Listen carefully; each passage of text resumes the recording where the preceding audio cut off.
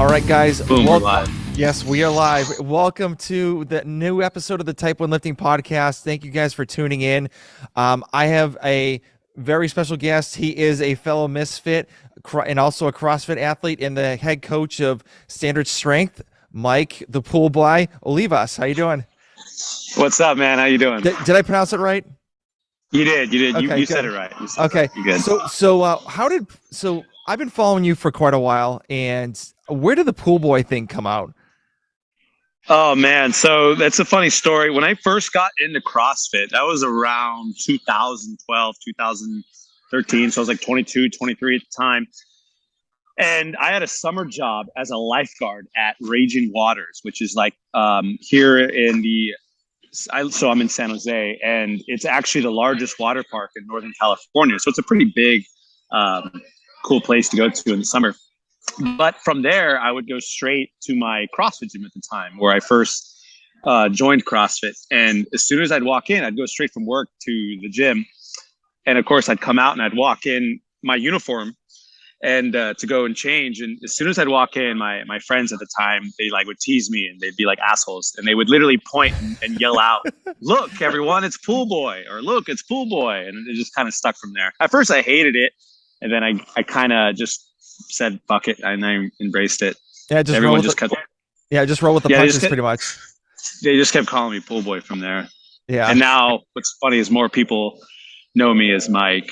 Know me as Pool Boy than my actual name. Yeah. So yeah. do you go my gym owner hates it too. Which is funny. So I don't own the gym. I'm just a head coach. But like whenever he goes to like affiliate meetings or whatever, or meets people, they'll be like, and he says what gym he owns. He'll be like, "Yeah, you might know Mike. Mike goes to my gym," and they'll be like, "Mike who?" And then he'll be like, "Pool Boy," and they'll be like, "Oh, that's Pool Boy's gym." It's pretty funny. Oh, that's hilarious. That's so funny. So obviously it's getting close to Christmas. Did you finish your Christmas shopping and everything?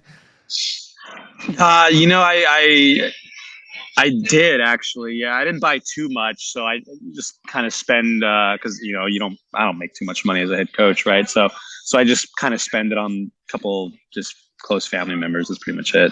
Okay, very cool, very cool. Yeah, Yeah. I'm nowhere. I'm always like last minute, dude. Like always last minute. But do you go online, or do you actually go to the stores? Or do you go I do a little bit of both. Oh yeah, I can't go in the stores. There's no way, man. Yeah, I have two little kids, so it's a nice little like breakaway. So it's like when I go grocery shopping, like I literally go down like every aisle just to kind of like see what I need. Kill time. Yeah, exactly. Just for a little bit. So, but nice. it's mostly all like online shopping. So, as I was doing some research on you, and I kind of want to learn about your like childhood and like how you grew up. Like, were you born and raised in California? And like, what was were you like a pretty active kid growing up? Yeah, so I was born and raised here in San Jose. And growing up, I was kind of I had the typical like fat kid story. I grew up very overweight, very much loved fast food. And at the time when I was young, McDonald's still had their supersized meals and, the big old gallons of soda and shit. And I used to love that as a kid. And so I grew up pretty overweight. And it wasn't until a close friend of our family's that my mom was working with had gotten his kid into Little League or Pop Warner football and wanted to try to convince my mom to allow me to do the same. And she was very hesitant because, football, dangerous and stuff.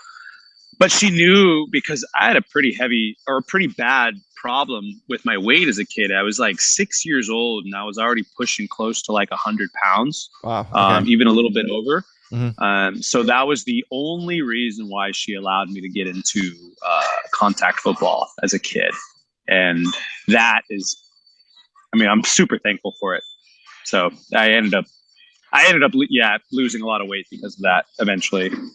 But that was pretty much me growing up as a kid. Is how I got into like sports. It all started with a pretty heavy weight problem. Yeah. So did you play like football all through like high school, or were you playing other sports like soccer, basketball, baseball, or anything like that? I tried to play soccer as a young kid. wasn't really into it. Tried baseball, and oh my God, I hated it so much because I just found it so boring and not very entertaining or stimulating. And I fell in love with football as soon as I got into it. I remember how difficult it was because I wasn't active at all as a kid. And I remember it being very difficult and pretty intimidating, but I can't quite remember because it was so long ago. I was only 6 years old at the time, but I fell in love with it. I just fell in love with the camaraderie. And as much as it sucked in terms of like working out or like getting active for the first time, I just something about it just made me fall in love with it. And I played through it all the way up and through high school. But I remember some of my most fondest memories as a kid was playing Pop Warner football. I had some pretty awesome memories that I got to share with my parents and family. I was pretty blessed. I was part of some pretty good, talented teams, and we would make it all the way to the national championships like 3 years in a row, which are held in Orlando, Florida. So to be able to experience that in like Disney World as a kid, and it was pretty cool. It was pretty cool. Now, but then through high school, I did get introduced to wrestling, and I played rugby for a bit. okay. So were like when you were playing Pop Warner football? So I played Pop Warner football too when I was younger, but I'm like a lot older than you are. But like, did they still do the weight class and everything like that? And like when you were playing Pop Warner, were you in a higher weight class compared to all your friends at all, or? Oh yeah, I was definitely the heavy kid. So there was a point where I had to move up. Yeah, I forget what like the divisions were. It was like Mighty Mites was the smallest one, and I was only able to last in that for like my first year because of how heavy I was. I immediately had to move up as a young kid to I don't remember what the next division was after that. But yes, I had a constant weight problem, and I was always pushing the threshold of not making weight for the games. But I never not made it. I always ended up making it. And I remember I'm very thankful for it now, but at the time I was very I'm not hateful, but I disliked my father growing up as a kid, because I remember he would push me a lot, and I would go through the practice and I'd be so tired, right? I'd be just wanting to go home. I wanted to just eat dinner, blah, blah, blah, blah.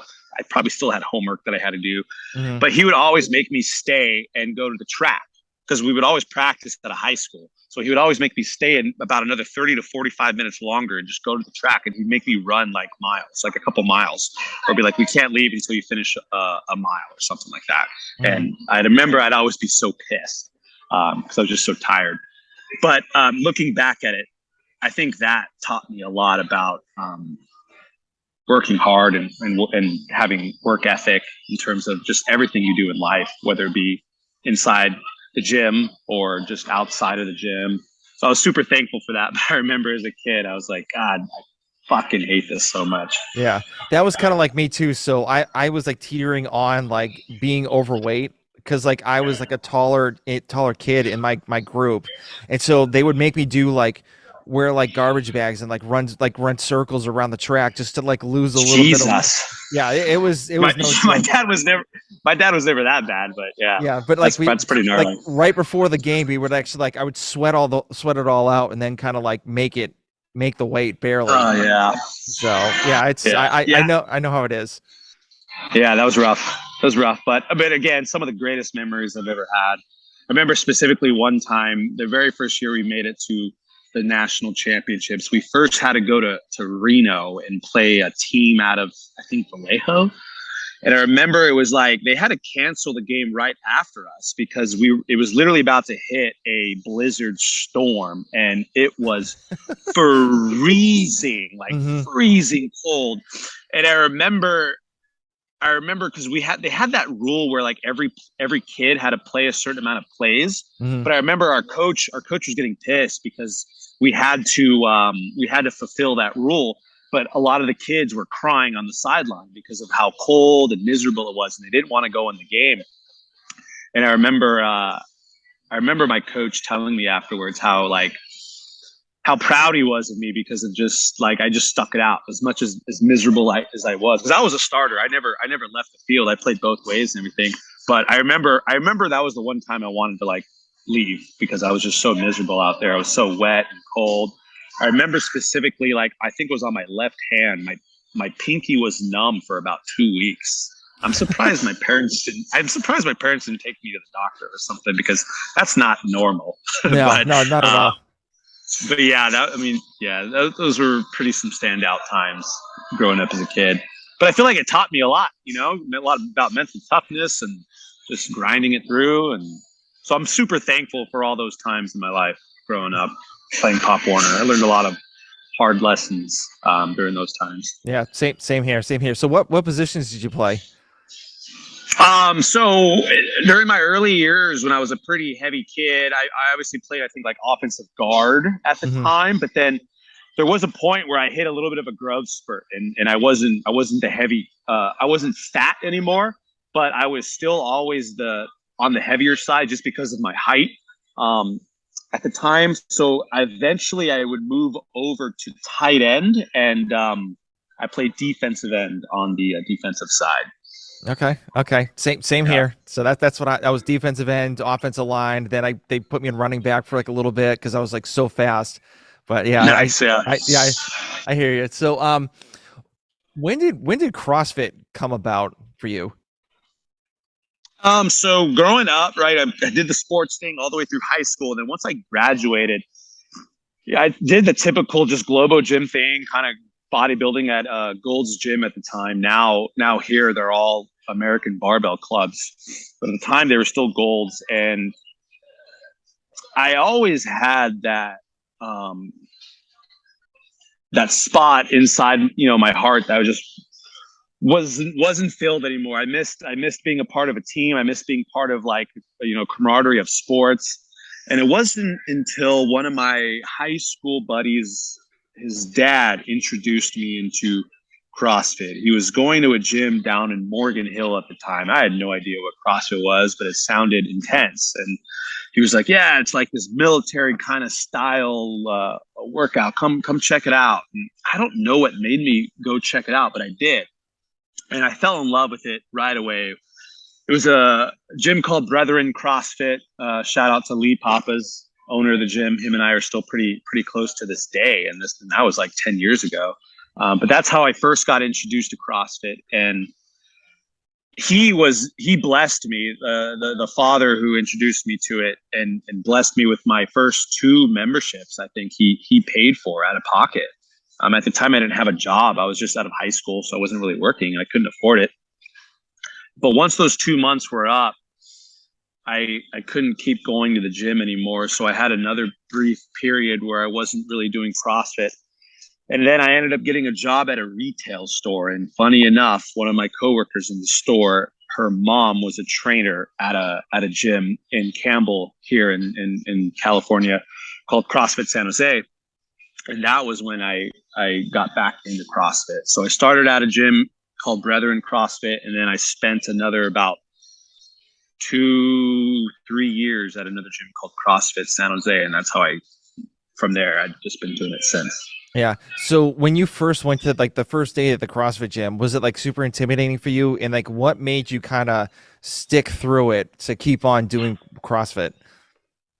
It was definitely intimidating, but it got those like competitive juices flowing in me once again, because you're in the class atmosphere, you're doing the same workout together, you're pushing, and you're always trying to like be a little bit better than the person next to you. And of course, I was at the time young and dumb, so I was like 20, 22 at the time, right? Yep. And you know how when you're really young, you have that kind of arrogance, cockiness coming from, obviously, I played football all my life. I want to beat these people next to me. Once if you're a competitive person, you're a competitive person for life, man.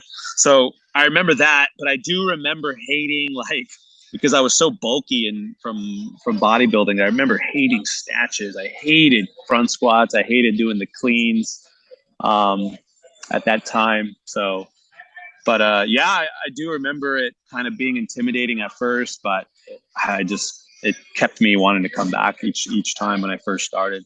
Hmm. So, what was like the first work? Do you remember the first workout, or like, do you remember like one of your favorites that you like early on? I do not remember what my very first workout was, but I do remember Cindy being one of my like earlier workouts. I don't know if it was my first ever workout, but I remember Cindy being one of my first workouts, and it was pretty brutal. Okay, okay, It's like cool. it's crazy. Yeah, yeah. So, while you're like doing CrossFit and stuff like that, what kind of made you go into like coaching? Were one of the owners at the gym like ask you like, hey, I think you might be good at this, you give it a try. Like what was happening that whole Yeah, process? so one of my buddies at the time at my gym, this was when I was in CrossFit San Jose around like 2014, 2015-ish. Uh, he randomly asked me if I'd ever be interested in coaching. He didn't really give me context. He said a friend of his was thinking about opening a gym and needed coaches, and he asked me if I'd be interested in potentially getting my level one and coaching. And I immediately said, yeah. I was super passionate about it at the time, and I was really fortunate to be around some really awesome coaches in my first gym. And I know that's not always the case for most people who get into CrossFit. And then, long story short, what's funny is the friend he was talking about was himself, and he ended up opening up a gym with another partner uh, at the time in the downtown San Jose area. And that's where I got my first coaching job. And I was there for a couple years after that. And then, yeah, I've been doing it ever since. Nice. So what have you learned throughout your whole process of you coaching? Like obviously like everyone has like different methods of coaching and stuff like that, but like what is yours? Oh, man. I kind of always like to take just little snippets of what I've learned from all my coaches growing up. Um, and I've always tried to kind of make those methods that they've kind of shared with me and obviously add my own twist to it. But my big thing is I really like to have my personality show as much as I can in my classes. One of my big things is at least what I've learned through my times is being in classes and the coaches that I've surrounded myself with. I forget where I heard this from, but I think I heard it from a podcast where, like, at the end of the day, yeah, you're a coach.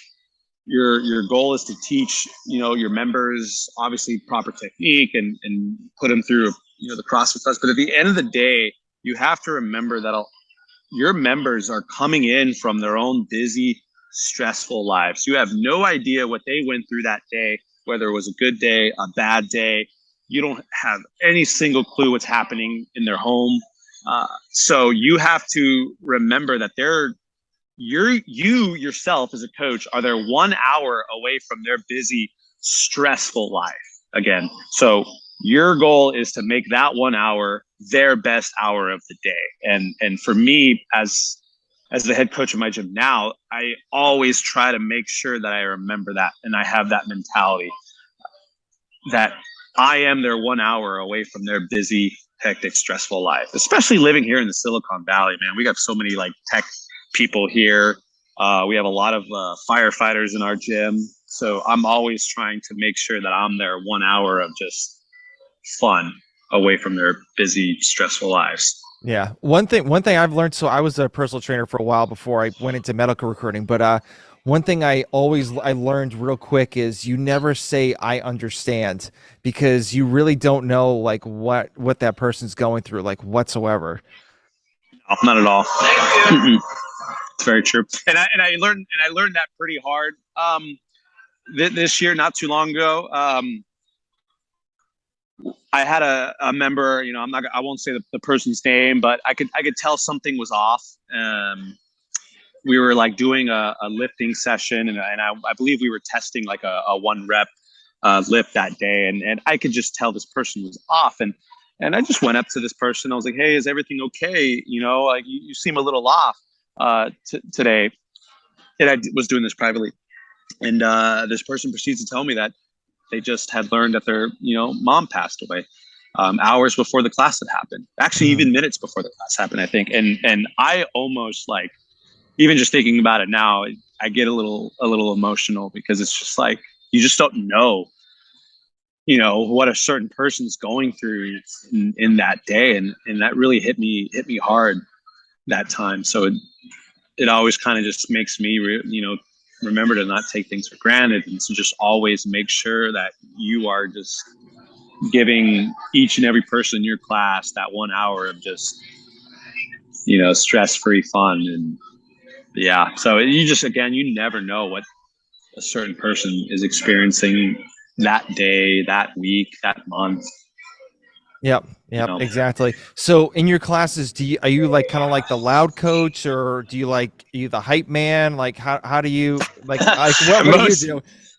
Most people will always say I'm the hype man. I have this kind of like thing that I like to do, for example, where like we have a pretty competitive gym where I'm at. And what I mean by competitive is like a lot of our members will go out and sign up for like the local comps, and they'll go out and do their thing. Right. And so I kind of have this running joke now where like wherever the competition is, for example, let's say like, one of the comps that people like to do here is a comp called like the Brethren Throwdown, which is like down in the Morgan Hill area. So afterwards, like that following Monday, if one of our members placed like fifth at the comp, they'll come in and I'll give them this loud, embarrassing introduction in the gym as they walk in, and I'll be like, ladies and gentlemen, the fifth fittest in Morgan Hill, such and such, and the whole gym starts clapping and screaming, and they get all embarrassed. But yeah, everyone would say I'm a hype guy over here. I like to throw the hype on everyone else and keep it as much off of me as possible. I hear you. Cool. So how did you become the head coach of Standard Strength at that gym? Oh man, so I was at CrossFit San Jose for a bit, got my coaching job at another gym called Third Space. And then at that time, there was another gym in the area called CrossFit Moxie, which was looking to bring in some athletes to be a part of their regionals team for the Open. And so I went through there, spent another about 3 or 4 years of my life coaching there and competing. And through different ownership changes, a lot of drama kind of was happening with that gym, and I just wasn't very happy at the time. The head coach had left for personal reasons that they did not like and get along with. They weren't getting along with the owners at the time. And when that happened, I kind of thought I would get the head coaching job because I was kind of next in line. I was there the longest, blah blah blah, but I didn't.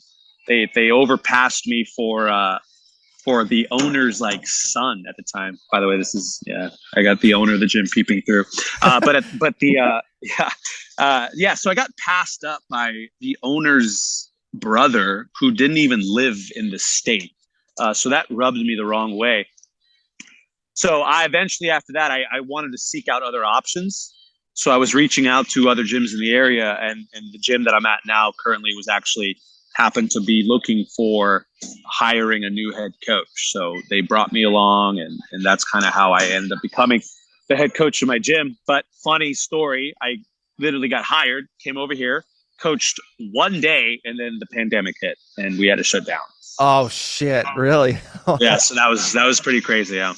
Yeah. So did you have to do like Zoom classes and stuff like that? Were you like supervising those, or like how did you? That was a very difficult time, man. Like we tried to do some of the Zoom stuff at the time, but it just wasn't really quite clicking. Like our members kept saying how much they just miss communal. They wanted to be part of the community again. So we definitely provided like at-home workouts.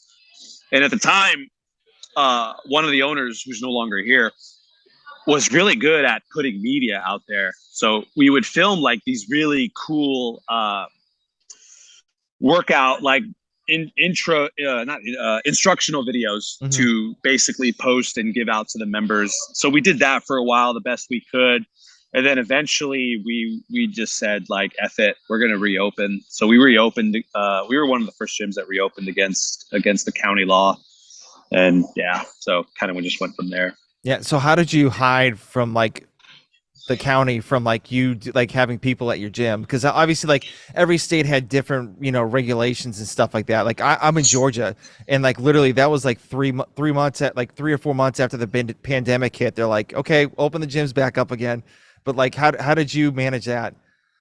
Yeah, so here in the Bay Area, it was definitely not like that. They were pretty strict, and it was super frustrating because it's like there was never any validation to the rules and laws that they were kind of enforcing. And so what we did is we reopened, and in order to avoid getting like in trouble or anything like that, we open for our morning classes, and then we kept like the midday pretty much dead and closed because we figured if anyone was going to come visit from the county, it would be like in the middle of the day. Yeah. So we would have our 5 and our 6 a.m. classes, and then we wouldn't reopen up again until like 5 o'clock, like in the evening times. And what's funny is we got away with it for a while, and it wasn't until because the coaches, we were allowed to come in during the middle of the day and work out still. And when that happened, we would lock the gym up, right, and we would just kind of do our thing. But it wasn't until I think one of our coaches was leaving the gym when, like, literally at that same time, someone from the county was like walking up and eyeing our gym to see what was going on. And then from there, yeah, we got busted and we got slapped with a fine or whatever, with a pretty hefty fine. And it was pretty stupid, man. This girl was like on a power trip. I remember her saying that we weren't allowed in there, blah, blah, blah, blah. And we were trying to argue, like, what do you mean we're not allowed in here? You're telling me if we don't want to validate paying our coaches by allowing them to come in and like clean the gym, like that's illegal? And she was trying to say, yes, that was illegal, blah, blah, blah, blah. So yeah, that was pretty stupid. And then really funny story too is I think that year when the Open was happening, we still was doing our Friday Night Lights. But again, I think gyms weren't really supposed to be open at that time. Mm-hmm. And I remember, or maybe we were allowed to be open, but there were like strict rules about wearing masks and stuff. But obviously we didn't do that. So I remember we were literally getting ready to launch our first heat of a Friday Night Lights workout, and we had someone knocking on the front door, and that's very unusual. We always have our members go through our back garage door. Mm-hmm. So I remember the owner thinking like, oh, that's someone new. They'll figure it out. They'll come through the garage door. And I'm like, I don't know, man. Something seems wrong because this person's pretty adamant about knocking on our door. And at that time, we had put up black paper on our windows so no one can see inside. So they couldn't see. Yeah. So they couldn't see what was happening through the front door. So eventually the knock stopped, but I had a weird feeling.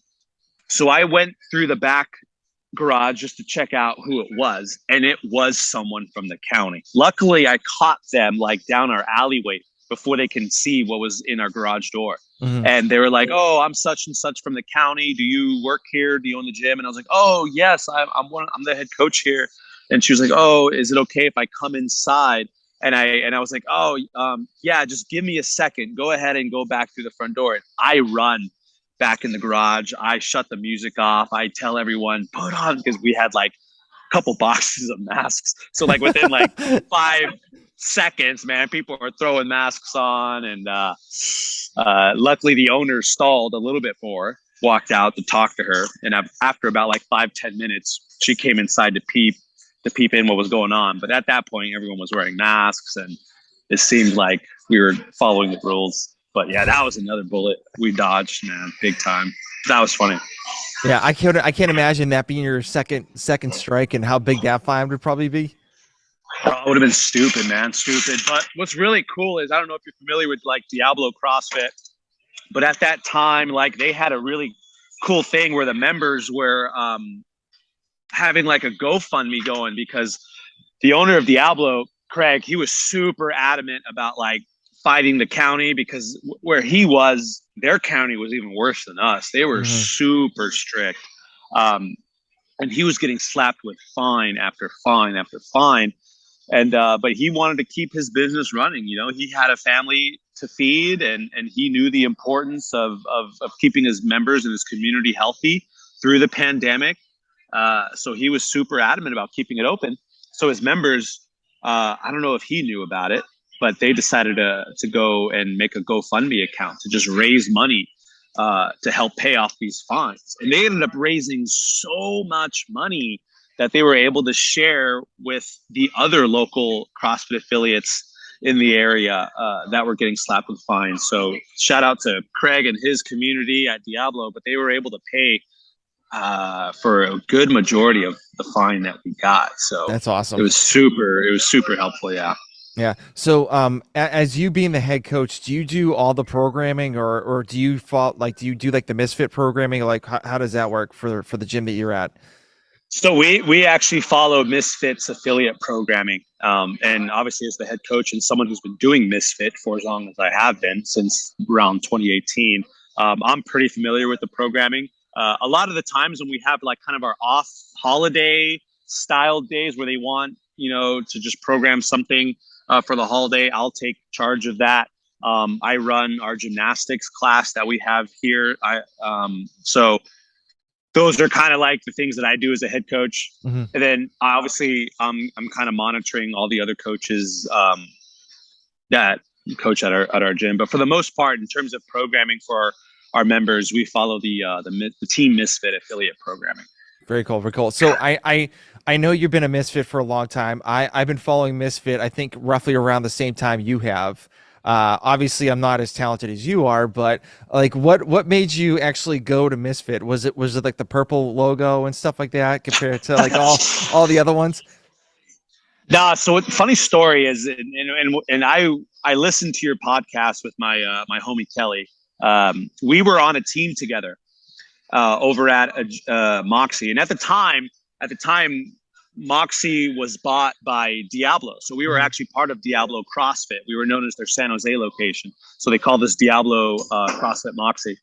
And going into that, I think it was the 2018 season, we Kelly came in over from a gym called LifeWorks CrossFit, and another homie of ours, Troy Stinson, came over to be a part of our team at Diablo Moxie. So that's how basically I became close with Kelly. And we decided going into the season that we were going to need a coach, that we really wanted to take this seriously. So we were looking to hire a coach. And we ended up hiring a gentleman known as Wes Pyatt, who owns Coast Range CrossFit down in Gilroy.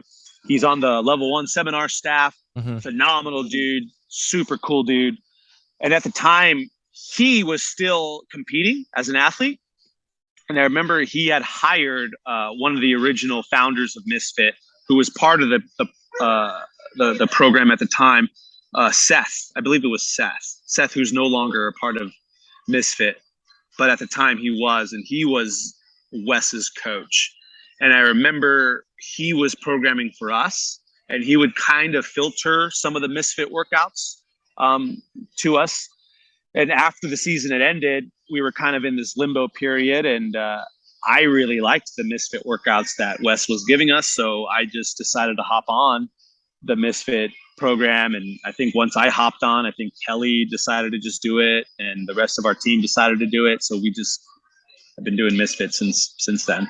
Okay. So are you just doing the online stuff, or do you actually have a coach with them? So now, for a while, I was doing just their MFT, their blog, and it wasn't until just this past year I decided that, hey, with things becoming as difficult as they are competitive wise, the field only gets harder and harder each year.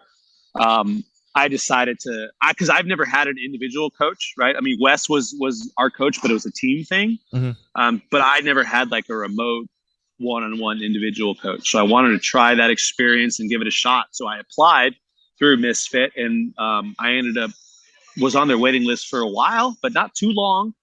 Shortly after that, I got an email saying that there was a spot opening, and I ended up I'm working with Kenzie Riley, who's just an absolute stud. She's been to the games herself like 3 or 4, 5 times or something Yep. like that.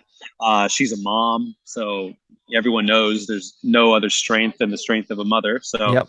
I was super stoked to hear that it was Kenzie who had the opening spot. So we've been working together for now a little over a year. This will be my first full season working with her. So I'm super excited going into the open, how things are going to go. Yeah. I like Kenzie. Like I actually had her on my podcast like the first year I was doing the podcast. So it was like super cool to, talk to her about being a mom and stuff like that. And now she's going to be another new mom. She's like a couple more months left till she's has the other one. Yeah, she's getting close. She's getting close. But I've been working with her has been awesome. We met for the first time when I flew out to compete at the Fittest on the Coast competition in South Carolina. I had qualified for their elite division, and she lives just up there, I think in like North Carolina, so it wasn't too far of a trip for her to come down.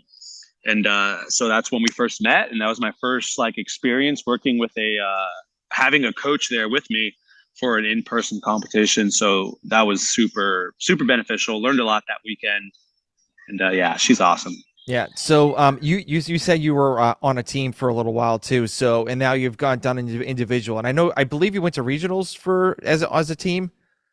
Yeah, so I was on that team with Kelly. Yeah. Kelly Clark. 2019, right? 2018 was the very 2018, last sorry. Yeah. regionals. Okay. The very last one.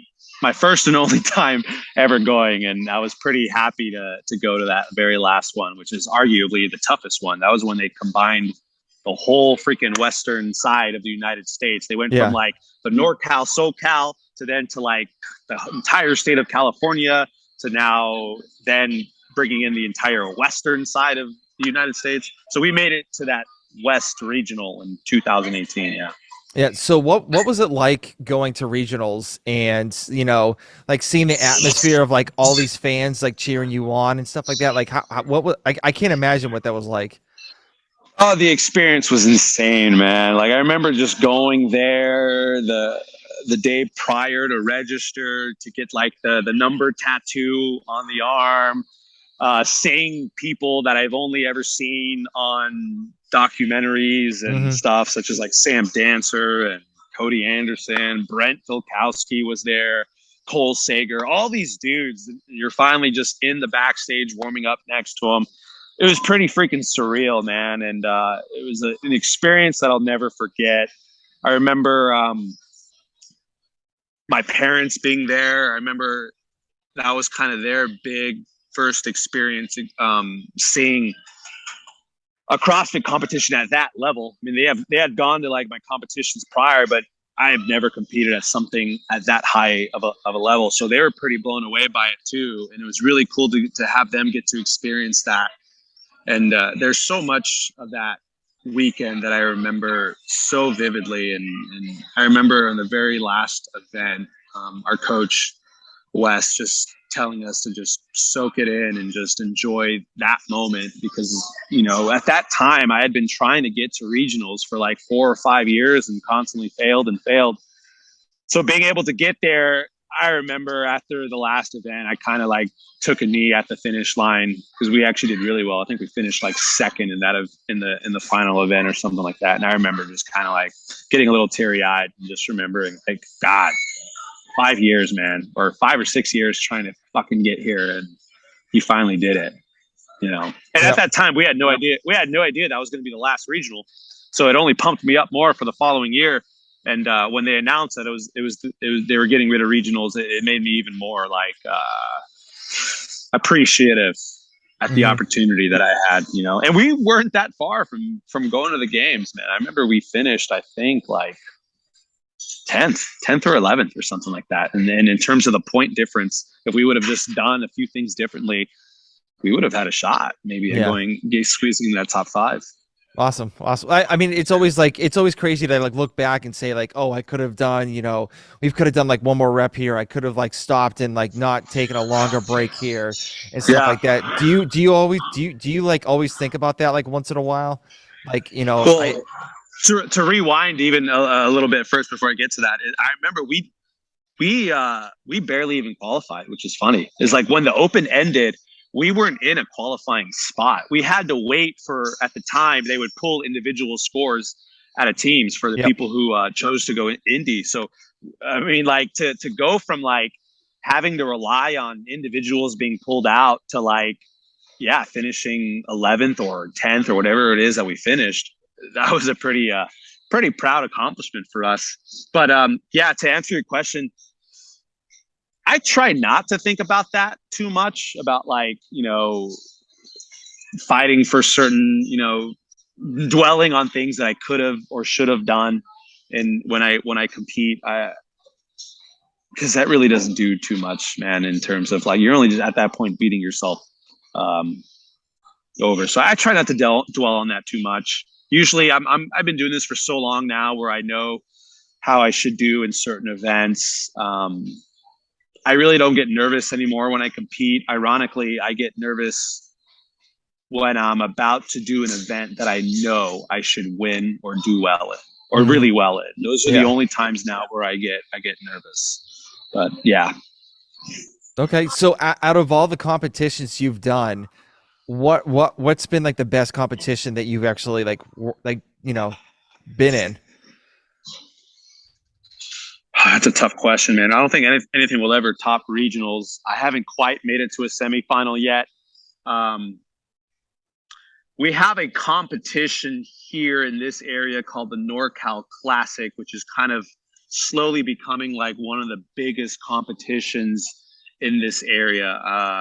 For example, I mean, they give out a $10,000 cash prize to the elite winners, and you have to qualify for it. And it's kind of been the thing that our gym looks forward to every year now. Mm-hmm. And it's only going to get more competitive this year because now they moved it out of the game season. It used to be always in June. So sometimes you would see semifinal athletes come, sometimes you wouldn't because they're preparing for the games or preparing for the semis. But now it's only going to get more competitive because they moved it out of the season, and they even moved up the cash prize up to $25,000 instead of $10,000. Dang. So I would say that competition has been a pretty well run, pretty awesome competition to be a part of. But I also competed at the Granite Games on a team, and that was a pretty amazing experience. Man, Wadapalooza, I got an opportunity to compete on a 3-person team last year in the RX division for Wadapalooza. As awesome as that was, I feel like I didn't quite get to experience the full experience of Wadapalooza because of the fact that on the last day, there was a lightning storm. So a lot of events had to be canceled. And I never got to swim. I never got to swim at Wadapalooza because they thought someone died.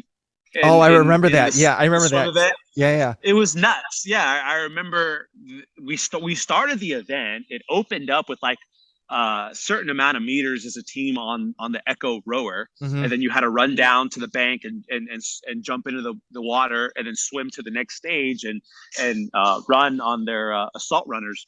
But we finished our row, and I remember running down and seeing just a bunch of people just standing, and I'm like, what the hell is going on here? And they stopped us, and they had a bunch of like fire boats out in the water, and like police and sheriffs were there, and we were like, holy shit, what the hell is happening? And yeah, they told us that they lost track, I think, of a female from one of the previous heats, and they thought she had drowned or some shit. But it turned out, I don't know if she never even got in the water or if she got in the water, immediately panicked and like swam out and no one saw her. But I think what triggered it is the two females on her team had no idea what was happening. They ended up finishing their run without her, crossed the finish line and looked and said, where's our third female? And I think the judge at that time was like, your third female never came out. And so she freaked out and sounded the alarms, and yeah, so that's what happened. Yeah, I heard she just was like, she was ready to go in the water, and she's like, forget this, I don't want to go in there.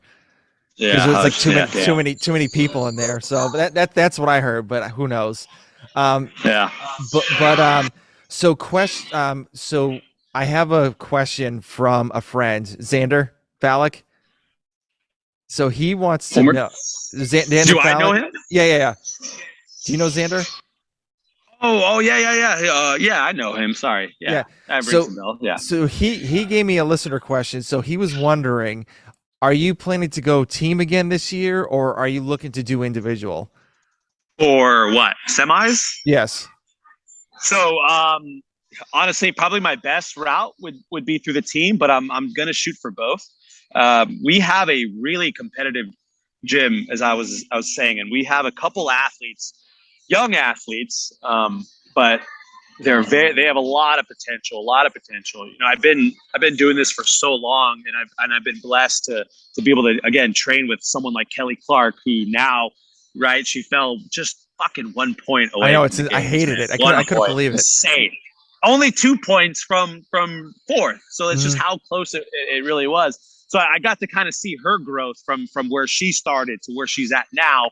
I was blessed because, like, for example, Danielle Brandon, she's from this area. She actually went to Sac State. So a Mhm. lot of the local comps that I would go to, she would be there before she ever became Daniel Brandon, right? But I would remember I'd see her and I remember I'd look and be like, that girl has some fucking potential. Like, she's going to be insane. And then boom, fast forward to now, she's one of the top athletes in the game. Justin Medeiros, he's also from this area. He's from Lodi, which is only about an hour and a half from where I'm at now. I Mhm. would see him at local comps.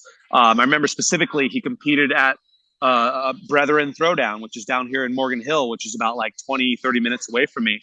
And I remember no one had a clue who the fuck this kid was, but he was just slaying everything. And then speaking of the NorCal Classic, he competed at the very first one, was killing every event. I remember he got the stomach flu on the second day, would go annihilate an event and then go down by the river and throw up. And he was just insane. And I remember and this was before he went to the games. And I remember seeing that. And I'm like, that kid is fucking insane. He's got potential. He's going to be somewhere. And fast forward now, he's the fucking fittest, 2-time fittest man on earth. So I've been pretty fortunate to be around and competing with like athletes such as that caliber from their beginning stages and seeing what it kind of looks like. And we have athletes to one specific athlete here who I see that a lot in, and her name is Henny Baunick, and she's probably going to hate me for mentioning her in this, but I see a lot of potential in an athlete such as herself. She's, for example, in last year's Open, you won't meet too many people that are aerobically as fit as this girl is. She beat in the first Open workout last year a couple games athletes such as Brooke Wells and Brandon. So she's got a lot of potential. And we have another couple dudes in our gym who's got kind of potential going that way through or that way as well. So it's just about kind of at least my job, I'm kind of taking them under my wing to kind of just like grow them as athletes because they still have a lot of growth to do. And we tried to go down the team route last year. And I remember each event in the quarterfinal, each of my three teammates had a workout that they did not look forward to, right? They all had their kind of like weakness workout. So I'm excited to see the growth in them this year, to see how we do in the quarterfinals. But yeah, obviously for me personally, I'm going to really try to shoot individual. That's the goal, especially working with Kenzie for the first time for a full year. But obviously even if I do somehow squeeze in to a semifinal as an individual athlete, I'm still going to help the team try to qualify as well. Especially just because in general, I'm a big community guy. I love to go out and compete and represent my gym and be able to see Standard Strength, which is the name of the affiliate I'm at, and see the gym on the leaderboard. Right. And it just brings a lot of pride for myself to be able to represent the people in my gym, and I really want to give them something to be proud of. And that's a big goal of mine is to get a team from this gym out to a semifinal to be able to just see and represent the members in the community. Because I remember at regionals, that was one of the biggest things that kind of got me super emotional, right? When you're competing, you don't really think of it too much until after, when you see on your phone all the tags that you've gotten from friends of them all in the office of the gym looking at the TV. You know, they're pausing the 9:30 class because they're watching you, you know, during one of the events. And I remember that was probably one of my most favorite moments. And that just kind of brought light to me to just remember, like, always remember, like, who you're representing. You know, you're representing your family out there, your community, everyone at the gym owner. So that's like my big goal this year is try to get a gym or a team representing at a semifinal within the next couple years. I really want to bring that pride to the gym as much as I can. That was a long answer for that question. Hey, no, Sorry. I'll take it. I like it. So awesome. So, have you been to any of those Misfit training camps before?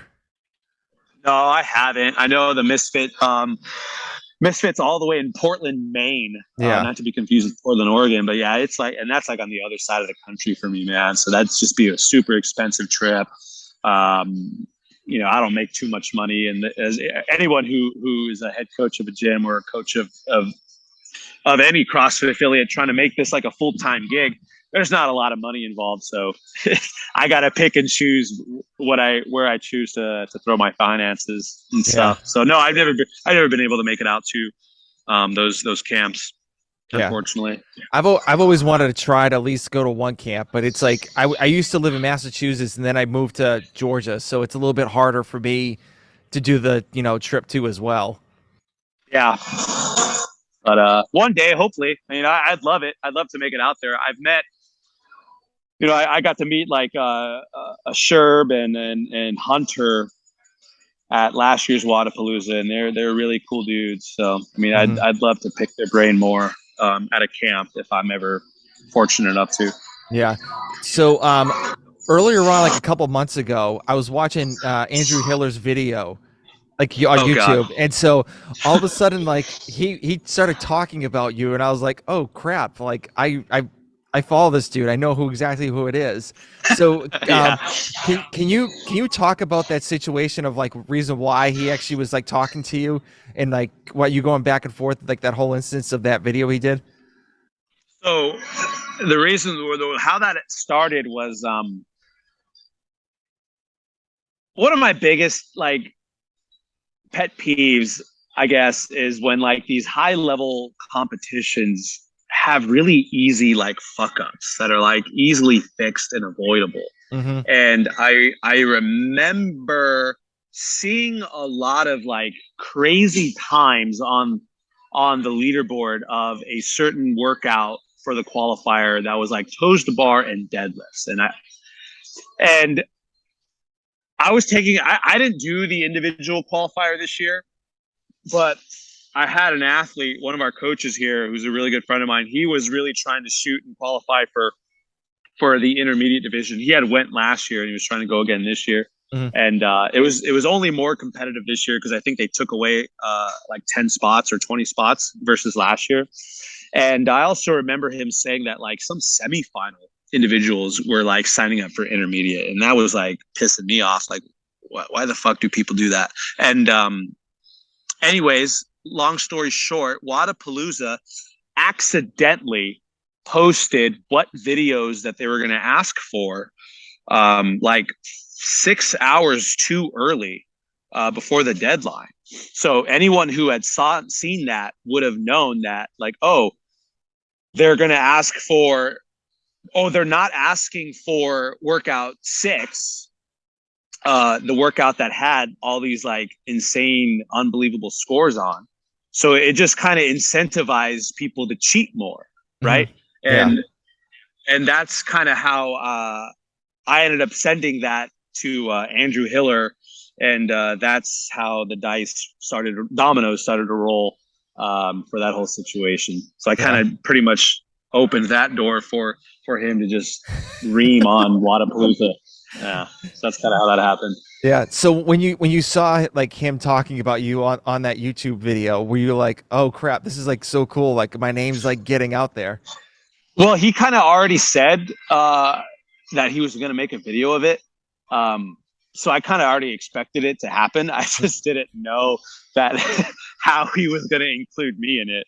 Yeah. And that made me laugh pretty hard. And the amount of like, because I didn't tell anyone about it. Like I didn't tell anyone that, hey, Andrew Hiller is making a video or anything like that. Mhm. So the amount of random text messages from my friends that were like, what the, because they literally would just see Andrew Hiller's video, pop it on their TV to kill time. And then Yep. boom, they hear my name. And they were like, "What the fuck?" So it was pretty funny the amount of like texts and messages I was getting. Yeah. Did you get a little love on Instagram too with a bunch of followers? I did. I got a little follow boost. So shout out to Andrew for that. That was pretty cool. And then Yeah. I think that was like a couple weeks before I was traveling to Nevada for something called the Mojave Desert Games. Hmm. And I had people come up to me and ask me about the Andrew Hiller stuff. Pretty It was cool. pretty fresh at the time, so that was funny. Yeah. So you have a pretty decent following on Instagram. So is it because of that first picture you pinned yourself with the Speedo? Is that what's getting everybody? No. Honestly, I can't even really point to like how I got a pretty decent following on Instagram. I've been pretty blessed to be able to work with certain companies that have like believed in me as an athlete, such as like Bear Complex, for example. I work with their supplement line, Complex Nutrition. I do a lot of video shoots and photo shoots for like RPM, which is a pretty big company in the CrossFit world. So I guess just through various things of working with certain companies and then companies posting me, people kind of like recognize my name, obviously through Misfit and such. And of course, I think there'd be like a few random videos that I would post on my Instagram that would like kind of go viral a little bit, where I would get, kind of boost in following. But yeah, I don't know. It's just been a trickling effect over the last like, 10 years I've been doing this. So I can't really point it to one certain thing. I don't Yeah. even know why people follow me, honestly. I just, it's kind of cool. It's kind of humbling. I don't really think about it too much, but then it's not until like I go out to these competitions where I have people I have no idea who the hell they are will come up to me and they'll either talk to me like they know me. And I feel bad because I'm like, dude, I don't know who the fuck that just was, who I had a full-on conversation with. But they'll come up to me like they Yeah. know me, like, oh, what's up, Pool Boy? How you doing? Blah, blah, blah. And they'll just ask me about like random shit. And then they'll eventually the conversation ends and I'm like turning to my buddy and I'm like, I have no fucking idea who that was. And or I'll have like other people come up to me and say that exact thing, like, hey man, I follow you on Instagram, blah, blah, blah, blah. So it's always kind of weird to me when people do that, but it's kind of humbling at the same time too. Like, hey, it's kind of cool to think that there are people who actually kind of care about what I do and what I post and stuff. So that's kind of cool. Yeah, I think it's cool. I mean, I don't have the following you do, but I think it's cool to have like at least some people following you and actually respond back to like your comments or DM you just about anything about your posts. Yeah. So it's always kind of cool to be able to experience that still, and yeah. So All right, so we're getting close to the end because I know you're outside. You're probably freezing a little bit, so we'll got some rapid fire questions. Shockingly, I'm actually good. Okay. I'm actually just trying to find something to plug my phone into. Yeah. So yeah, go ahead. I'm still listening. Okay. So, out of all of like, obviously like you're in the gym a lot and a good amount of times, what are some things that you do like out of the gym that people don't know about that you like doing? Oh man, out of the gym. So when I was in like high school and stuff, I had a pretty big passion for music. So I was into playing like guitar and bass and stuff, and not so much anymore because of just of like how busy I am with like CrossFit and such. But that was a big passion of mine, and it still kind of is a big passion of mine. Like I'm a big music lover. I love music. One of my favorite things to do is like kind of explore and find new artists and such.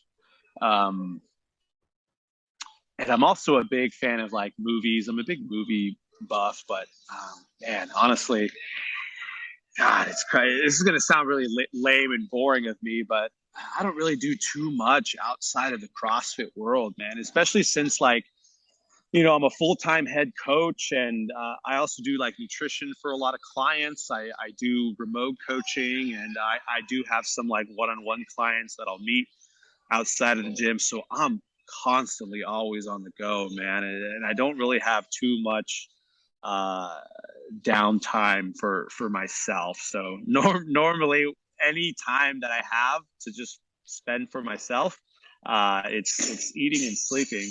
Um, so it does take like a damper on my social life a little bit, but yeah, I make it work somehow still. So that's my boring answer for that question. Hey, as long as you have fun, that's all that matters, right? That's true. That's true. Yeah. So next question. So obviously it's like going into 2023. Do you have any goals for 2023 at all? It could be either personal or, CrossFit related or business related. Oh yeah, 2023, man. Yeah, 2022 was a really rough year for me personally. So it's just like, with 2023, I really just want to put all that stuff that has happened in my life and in this past year behind me, and just kind of grow from there. And one of the big goals for me that I have, obviously as a head coach of my affiliate, is I really want to see this gym grow. Um, Whether in terms of just being membership wise and just the things that we do as a gym. Personally, obviously, as a CrossFit athlete, big goal of mine is to make that semifinal, whether it be an individual or a team. Um, but overall, man, I just want, as a goal personally for me, I haven't really given it too much of a thought yet. Sometimes I forget that the new year is just right around the corner. I know it's crazy. It is crazy, man. So, but honestly, as personal as it could be, I'm really looking to just find growth for me this year in terms of going into the new year, just putting 2022 behind, and just learning to just take that next step as a person to be better overall, and just to be as a stronger athlete inside and outside of the gym. Okay. All right, cool. So next question, what is your favorite book? Oh man, I was worried you were going to ask me that, because I was listening to your podcast with Kelly, and you asked her that same question. Honestly, I'm not a big book guy, man. I haven't really read a book in a while. The last book that I read was a book called Why We Sleep by Matthew Walker, which is one of my passions, is just learning about random sciencey things, and any way that I can maximize my ability as an athlete to recover and grow. So sleep has always been like one of my passions to learn about, funny enough. That was the last book I read. But to flip it, a lot of people don't know this about me, but one of my favorite movies, and this is kind of embarrassing to admit, is Titanic. So I'll give you my favorite movie, and that's Titanic. Okay. All right, cool. So I know you've been on some podcast. I know you were on the Diablo podcast, Diablo CrossFit podcast. No, I was never on the Diablo CrossFit podcast, but a while ago I was on a buddy of mine's podcast. I don't know if they still make uh, any podcasts anymore, but it was a podcast called the Bro Found Podcast, that was run by a buddy of mine, Daniel, and his close friend Julian. That was the only podcast I've ever been on. So what do you think about podcasts? Oh man, I love podcasts. That's where I get most of my like random media information from in general. I'm a big sports guy, so I'll listen to like the Rich Eisen podcast a lot when I kind of want to get away from like the CrossFit world. Mm-hmm. Obviously, I'm a huge Joe Rogan fan. I'm a big Joe Rogan guy. I love listening to his podcast. And if I ever want to laugh, man, I'll always put on the Savan podcast. That guy just kills me. Absolutely kills me, man. He's so fucking funny. Yeah. Yeah. Some of the things that I'm always afraid to say, man, he doesn't even hesitate to No, yeah, he throw it has out. no filter whatsoever, that dude. No, not at all. No, it's pretty funny. Yeah. Okay, so next question. So what is in your gym bag? My gym bags. I'm a pretty simple guy. I rarely ever wear knee sleeves or wrist wraps. God, in my gym bag, shout out to one of my sponsors. I do have some Clean Freak body wipes in there. Clean Freak. I do have, I think, a random pair of like Ray-Ban knee sleeves that I rarely ever use. Got some Misfit sweat bands for when I get super sweaty. I also Airwave. I love the Airwave product. So I have two of those in my gym bag. But yeah, and then obviously the gymnastics grips and stuff. But that's pretty much it. My gym bag's pretty empty. I don't even have lifting shoes in there. I rarely ever wear lifting shoes. So okay. Yeah, it's a pretty empty gym bag. Just basic, just being just basic person. So I'm pretty basic. So this one's going to be a little personal. So it's a little deep, not personal. So let's just say this is your last day on Earth. You have all your friends around you. How do you want people to know you as? Oh man, you asked this to every guest, huh? I do, yes.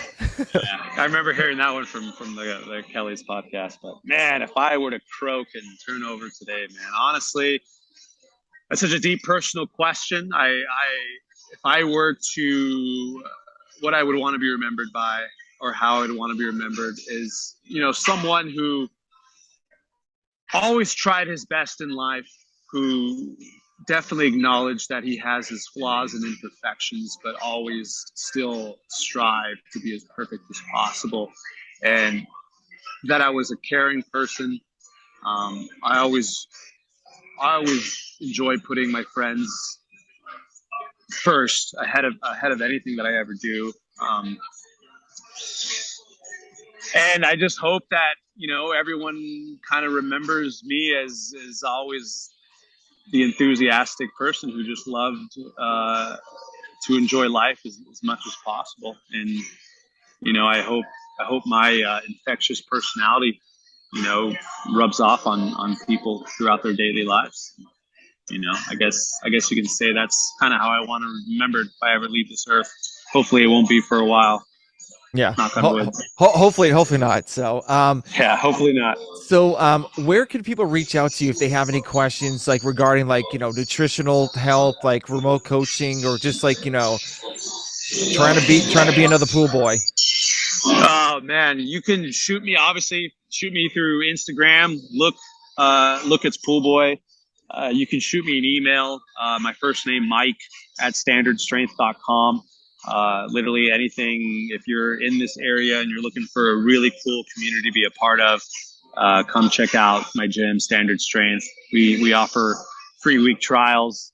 If you're looking for some nutritional help, remote coaching, anything, yeah, or just someone to make fun of, just follow me on Instagram. Shoot me a message. Yeah. All right. Well, listen, thank you very much for doing this. I really do appreciate you taking the time, especially you being outside and literally you just got finished with coaching and just got on the podcast, which I really do appreciate that. And thank you very much for doing this. Yeah, no problem, man. I enjoy doing this. I love any opportunity to be able to just discuss, my passions in life and to be able to talk about all the people in my life who have helped get me here. That's something I never take advantage of, man. I've been blessed to be a part of some amazing gyms, being surrounded by some amazing people, amazing athletes. So anytime I get to just have an opportunity to talk about that and express my outlet and passion and where I've come from, I'm always down. Awesome. So thank you for having me, man. Yeah.